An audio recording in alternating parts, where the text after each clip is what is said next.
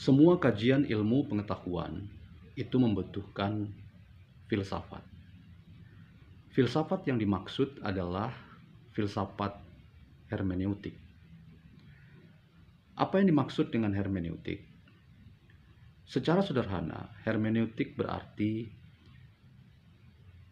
usaha kita untuk memahami sebuah fakta, sebuah data, sebuah realitas dengan cara-cara yang terstruktur, sistematis, sehingga kita menjadi orang yang utuh, menyeluruh, dan komprehensif dalam memahami fakta, data, informasi, dan realitas.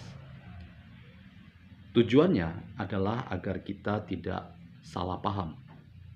Jadi, mengapa hermeneutik dibutuhkan dalam setiap kajian ilmu pengetahuan, dalam semua riset, studi-studi, penelitian yang dilakukan? Karena kita tidak ingin salah paham. Kebutuhan hermeneutik sangat mendesak karena orang sering gagal paham. Karena gagal paham, maka orang seringkali menyajikan informasi secara tidak tepat.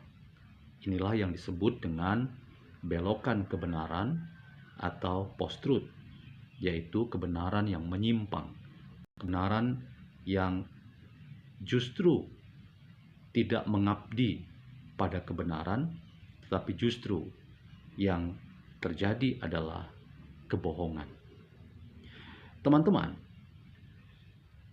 salah satu bagian penting dalam rangka kita berhermeneutik adalah memahami bahwa ketika kita berhermeneutik sebagai usaha memahami, menafsirkan, atau mengerti secara baik apa yang dikatakan oleh orang lain, atau apa yang kita baca, apa yang kita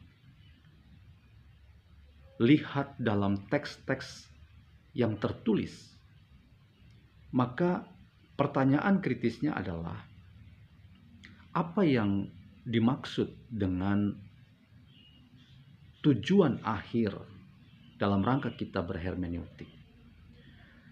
Tujuan akhir, bahkan puncak dalam rangka kita berhermeneutik, ada banyak pemahaman, ada banyak teori, ada banyak sudut pandang yang bisa dikatakan ketika kita bicara tentang puncak menafsir atau puncak memahami. Tapi satu hal yang penting dalam rangka percakapan kita, bahwa puncak dari hermeneutik atau puncak menafsir itu adalah bisa mentertawakan diri sendiri. Saya ingin mengatakan bahwa informasi yang ada di sekitar kita, fakta, data, realitas, itu semuanya menyuguhkan kepada kita sebuah data yang penting untuk kita mengerti, untuk kita pahami, untuk kita interpretasi, untuk kita tafsirkan. Tetapi kita tidak ingin menafsir atau memahami fakta, data, realitas itu hanya sekadar sebuah data yang mati, data yang statis. Tetapi kita harus menempatkan informasi-informasi itu sebagai data yang menyuguhkan kepada kita kesempatan untuk berefleksi dan berkontemplasi. Memang saya sempat mengatakan bahwa ketika kita membangun cara berpikir dengan menggunakan filsafat, maka kita tidak cukup hanya tiba pada sebuah refleksi atau kontemplasi. Ilmu pengetahuan tidak boleh berhenti sebagai refleksi atau kontemplasi. Ia harus membawa kita untuk masuk ke ranah yang lebih dalam, yaitu aksi. Jadi filsafat atau berpikir filsafat itu adalah sebuah upaya untuk memahami fakta, data, realitas, dan menolong kita untuk mencapai tindakan yang nyata, tindakan yang konkret dalam rangka transformasi sosial. Tetapi harap dicatat, dalam rangka kita menggunakan pisau hermeneutik memahami, menafsir, menginterpretasi data, fakta, informasi, kita diajukan sebuah gagasan menarik bahwa puncak menafsir atau puncak dari hermeneutik itu adalah bisa mentertawakan diri sendiri.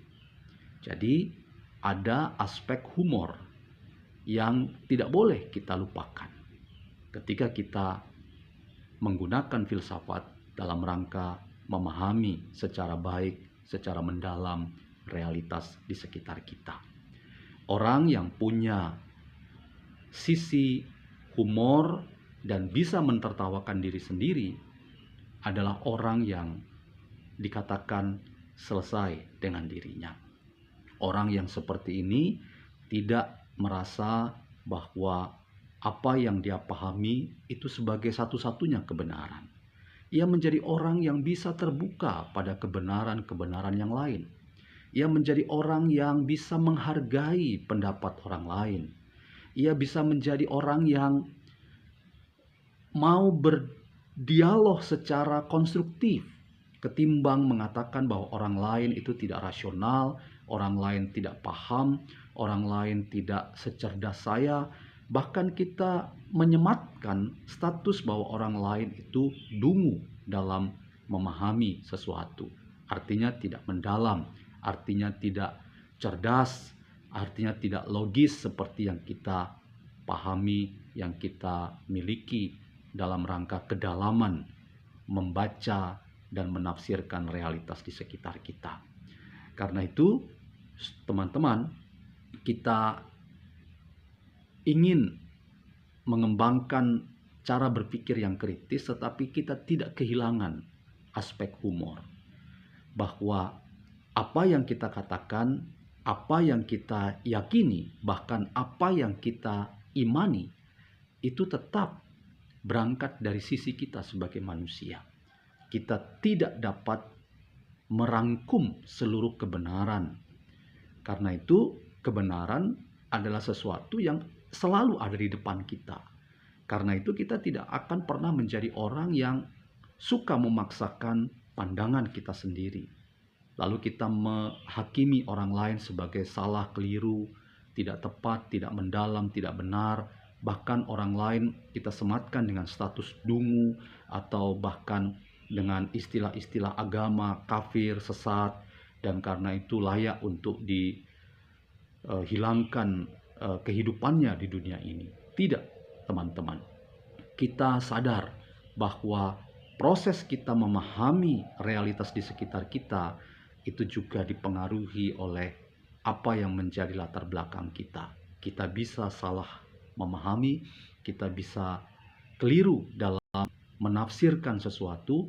Karena itu jadilah orang yang menempatkan bahwa cara pandang kita itu adalah kesempatan kita berefleksi tentang diri kita, berkontemplasi tentang diri kita, dan kita menjadi orang yang pada akhirnya bisa mentertawakan diri sendiri, bahwa kita bisa keliru, kita bisa salah, sehingga kita melihat bahwa hidup ini begitu luar biasa untuk kita lewatkan dengan cara pandang yang sempit, cara pandang tertutup, dan suka menghakimi pihak lain, sehingga kita menjadi orang yang suka untuk terbuka dan berdialog dengan siapa saja yang datang dan pergi dalam hidup kita.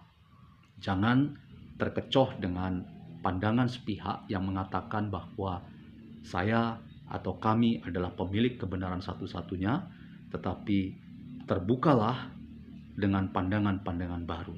Karena puncak menafsir realitas di sekitar kita, the ultimate of hermeneutics, adalah bisa mentertawakan diri sendiri.